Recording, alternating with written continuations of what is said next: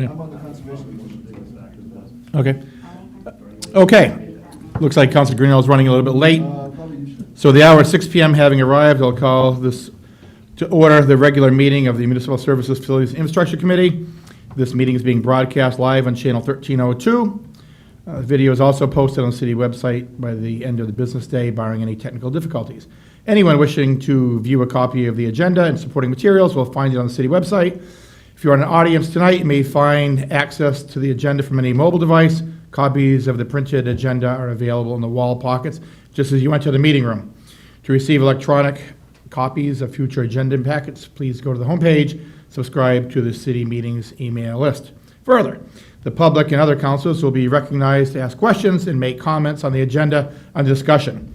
After being recognized, all remarks to be made through the chair, which for now is me. I will not recognize an individual a second time until everyone wishes to have a chance to speak. Once the motion has been made and seconded, only the committee members and the public can speak. Councilors in attendance will have an opportunity at the next council meeting. Anyone who wishes to address the committee is asked to go to one of the microphones in the room, identify themselves by name and address prior to speaking. Written comments from the public will be accepted at the city clerk's office until Tuesday, 1 p.m.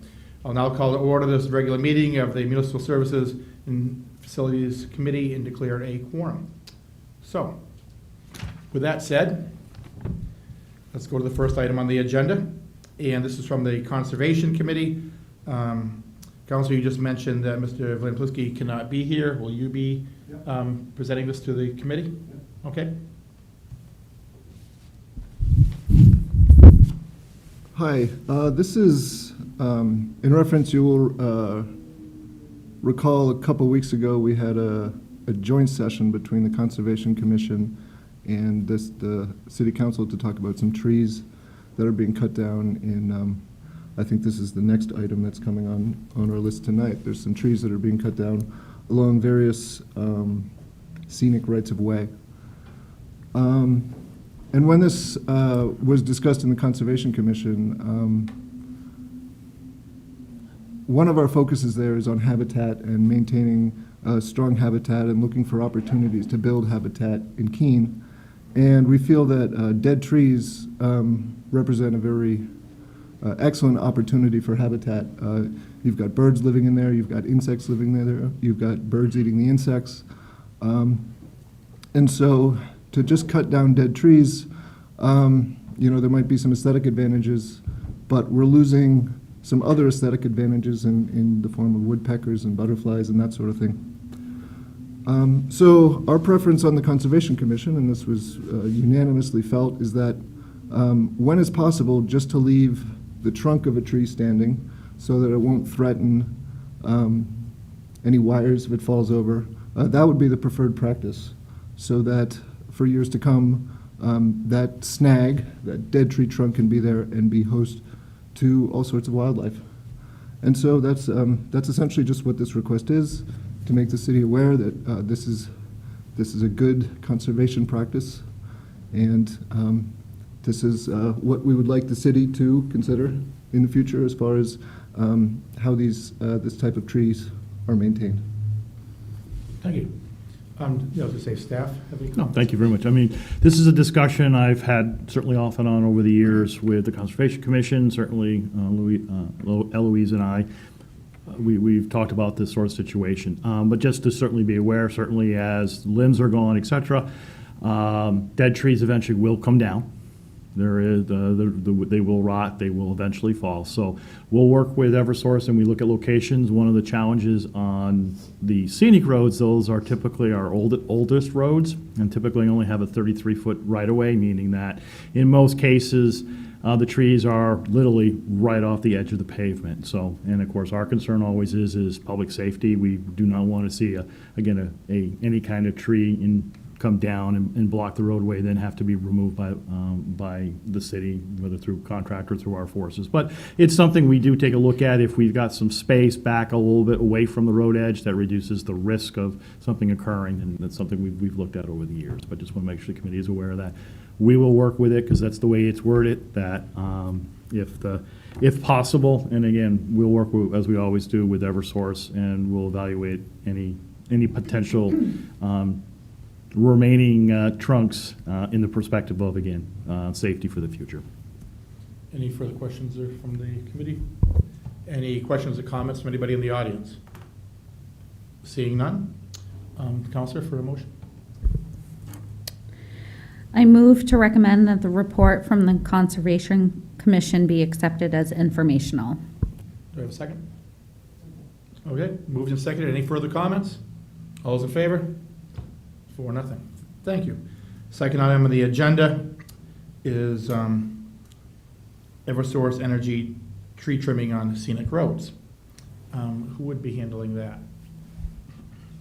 Just come forward and state your name and address for the minute taker, please. Or would you like me to, should I stand? Either one, you can stand or sit, whichever you're more comfortable with. Hi, my name is Dane Darkangelo. I'm an arborist with Eversource Energy. You can go on. I'm here today to discuss the proposed trimming and the taking down of select trees along scenic roads, being Concord Road, Concord Hill Road, Moore Farm Road, and Nims Road throughout the city of Keene. The trimming will be conducted around the high voltage primary wire, which is on the topmost of the pole. This is our standard maintenance trimming, which consists of trimming the regrowth branches from 15 feet above that wire, 8 feet to the left and 8 feet to the right of that wire, and 10 feet below that wire. In addition to this standard maintenance trimming that we propose, we did identify 12 hazardous trees along the roads. These trees are either dead, diseased, dying, or otherwise defective, and we would like to remove them at no cost to the city. And when it comes to the snags, we'll do whatever the city has decided is best. As long as they're not an impact to the wires, it doesn't matter to us whether or not there's a snag left or if it's fully cut to the ground. Okay. Any questions so far from any committee members? Does staff have any further input on this? No more at this point. Any questions from anybody from the audience? Okay. Seems pretty simple and straightforward. With that said, okay. I do have one comment that maybe we should make before we seal it off to comments. This is now the third meeting I've sat in where we discussed these trees, and there's going to be a fourth because this is going to go to the full council. I wonder if this is an opportunity where we could look at our procedures and maybe cut out some red tape. Eversource, I'm glad to see you again, but you seem to be being a regular here. I wonder if it's not a little much that we expect both the Conservation Commission and the City Council to weigh in on this. I think if it was just run through the Conservation Commission, or I know there's a public hearing aspect of it that also needs to happen, but I would be curious to know what we can do to make this less of an ordeal. City Manager or Court, would you like to? Unfortunately, the process is set by state statute. The scenic road ordinance is it's an older ordinance or statute.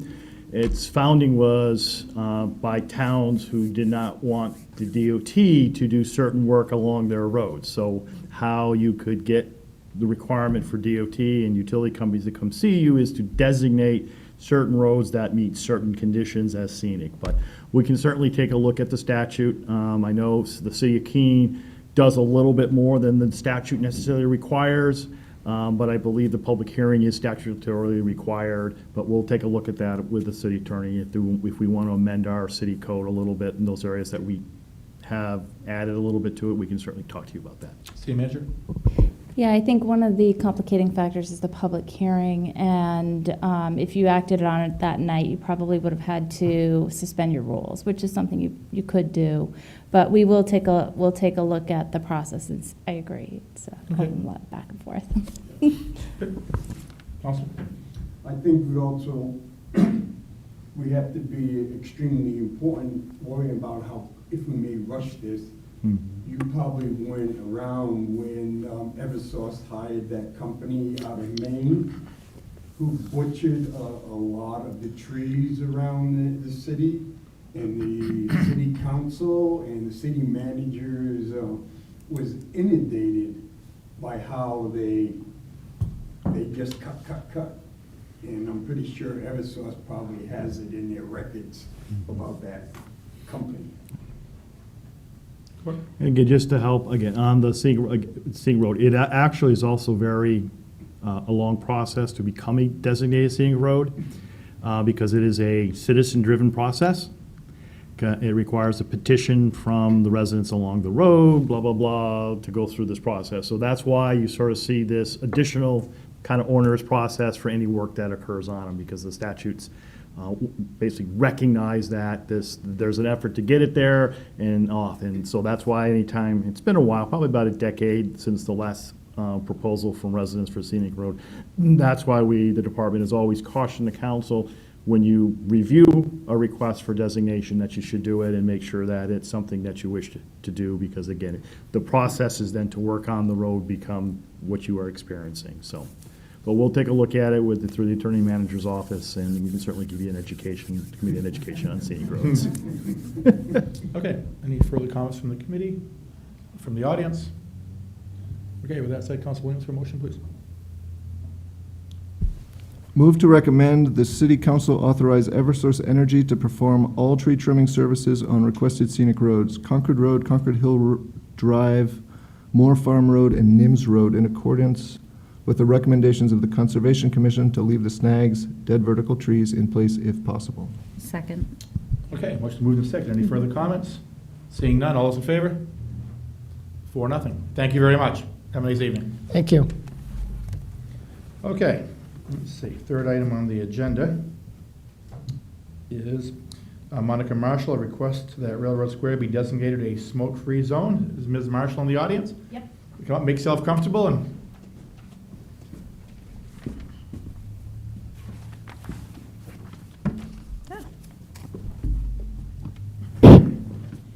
My name is Monica Marshall. I live at 81 Terrace Street in Keene, and this is my second time here. I think I remember most of you. So after I was here, I formed a little committee. I don't know if you've all read the letter, with some other people that were here, and then we began to reach out to lots of different kinds of people.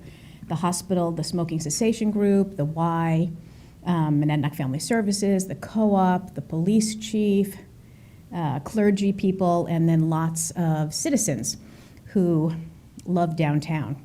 And what we came up with, what kept coming up for us over and over, was Railroad Square. And so at one of our meetings, then we sort of looked to starting this whole thing at Railroad Square. And I spent quite a bit of time there, and so did a couple of other people at different times. And it's clear that Railroad Square could be something much more than it is right now. It was in the past much more of a meeting place for lots of different kinds of people. Over the last maybe 10 years, you would know better than me, the city has taken away picnic tables and benches that were there, I think in an attempt to maybe fix some issues that were happening there. But what's happened is, people with young families that we spoke to don't even think of coming downtown. They don't think of Railroad Square as a place to bring their children, because it's often has a lot of smokers. There's no place to sit. There's nothing for children to do, and it's not very inviting. Elderly people who we spoke to, there are no benches. It's not a place to stay. It's not welcoming. And so we heard a lot of comments about that. And with the work that the city's doing sort of on the Arts to Be corridor across the street, it felt right to pull back my initial request, which was all of Main Street smoke-free, right away, and to do it in 2 tiers. And we looked to Burlington, to Church Street, which is smoke-free, and it works really well in Burlington. You can see all the information on their site. Of course, we're New Hampshire, but we're also Keene in New Hampshire. So, so we could lead the way again, as I said last time. So my proposal is that we make Railroad Square smoke-free by posting it, including that bench that's at the edge of the square. And last time I was here, there was someone here who was saying that cigarette butts compost and there's no big deal about them. So I copied some articles for you. I chose the shortest ones, which speaks about the thousands and thousands of people who die every year from secondhand smoke, and also what happens to cigarette butts when they're dropped. They don't even start breaking down for 10 years. When water drips on them, it releases harmful chemicals that are harmful to humans and animals into the soil. So I just wanted to clarify that they are a health hazard, cigarette butts. They're not nothing that just go back into the ground. They're not at all natural. They're synthetic. So I'll leave you those articles so you can look at those. Sure. So I just want to be clear that I want to include that bench that's right on the edge of Railroad Square. And we would post them. The idea is not that we would have police enforce them, but that the norms over time and the people using that space would enforce it just by their behavior. We're asking that more plantings be brought to that area, picnic tables be brought back, benches be brought back, the businesses on that road be responsible for sweeping up the butts every morning after their evening clientele is gone, and maybe sort of voluntarily having their employees smoke in back of their building so they're not right in Railroad Square. We wouldn't want them in Railroad Square when they have their breaks, but ask them to go to the back of the building. We're asking that the corridor all the way to the co-op be smoke-free also. The co-op is part of a little condo association with the restaurant and that condo building there, and they're posting their area in back of the co-op to non-smoking. So this corridor would provide sort of the beginning of, just a nice little area. Roger Weinrich, who is one of the people who has been meeting, he is willing, and he already has started, to spearhead a movement of downtown merchants. I put down that it would be a public-private, but it might end up being just all private. Anyway, a group that is willing to build a play structure on that grassy area between the co-op and Railroad Square to really attract people with children. So we think it's financially and socially a really good thing for Keene to start there. If in a year or two we see that it's been really successful, then to spread out by maybe making a certain number of feet from each restaurant smoke-free. Again, if you read the studies, it's very clear that anyone walking by an outside area where people are eating, even though that area is smoke-free, you would still be inhaling all the cigarette smoke from the people walking by. So to make that just a longer corridor. So that's basically, but we could do that in a year or so.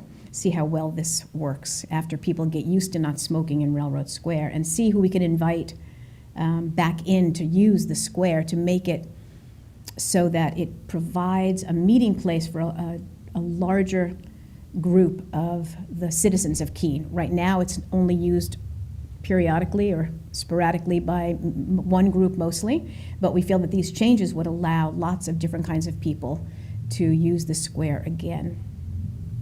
Okay. So that's it. So I see there's pretty much two phases to your request here. One is smoke-free, and the other one has to do with setting up benches and tables and maybe coordinating with businesses around. I read some of the notes, like semi-playground type of thing, just to make it so. Well, that's all one phase. That's phase one. Do that all together this spring. Rogers, they're working on it, and it can happen But fairly for the quickly. council, it'll be two separate things, because the Oh, smoke right. part's going to be more of an ordinance type thing, and the Yeah. other part's just going to be more of an administrative type thing. Yeah. But with that said, before we get too deep into the bushes here, would staff like to comment on this before we go further? Yes. Unfortunately for Ms. Marshall, our city attorney is away on vacation this week. And one of the things that we've been talking about, we do have our assistant city attorney here, but I'm not going to put her on the spot. One of the things we've been talking about is how best to move forward with a request like this. As you know, the Railroad Square area has a lot of different things going on. There are restrictions related to the pavers.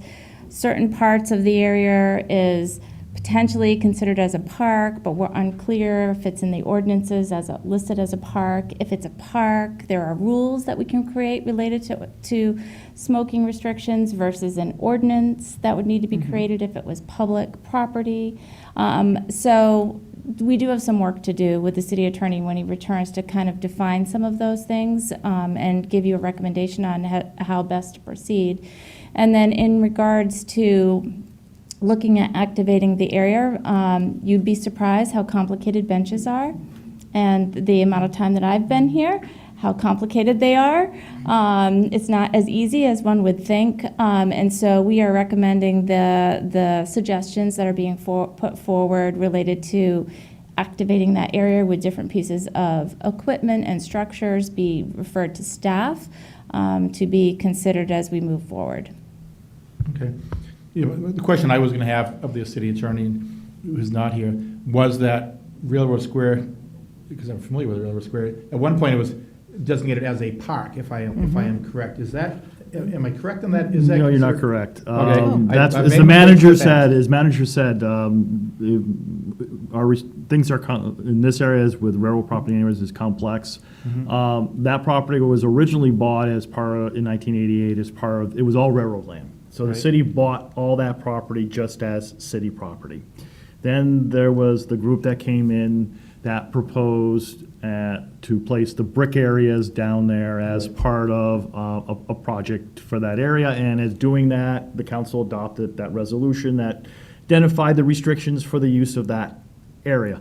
The grass area beyond that, again, is just still city property. It's not a park. Right. But it also is overlaid with a multi-use trail, which we have spent federal money on as a more or less a public way. So as the manager describes, it is going to be walking through, and I know the attorney's office is working with Andy, who's here, to try to clarify the whole discussion of parks, because within the code, there's only certain spaces that have been declared that.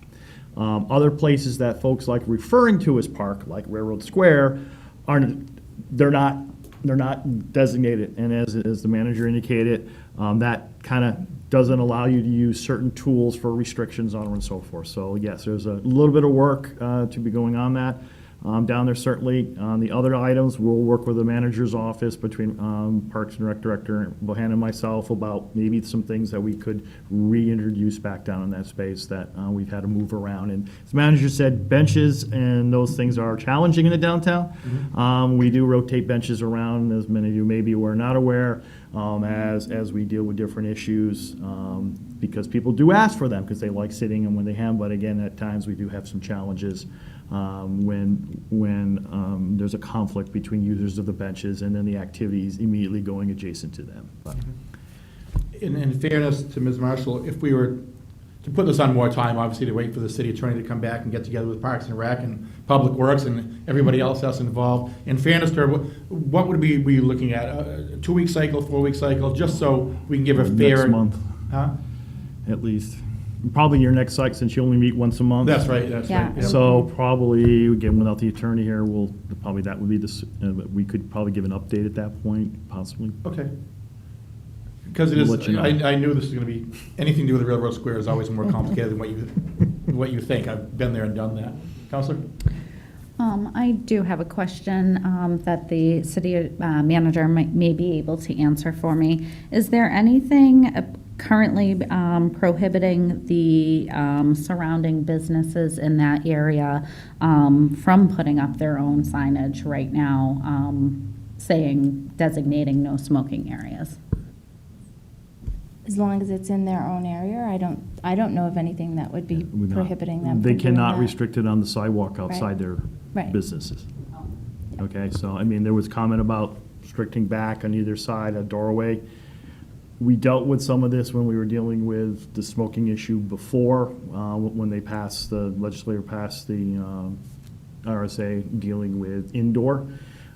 Again, when you get out in the public way, New Hampshire laws are not as progressive as other communities and other states, so. Oh, so there's nothing that says you can't smoke X Cor- amount of feet Correct. in front of an Correct. So for entrance, example, okay. we have a number of private entities who have declared their campuses smoke-free.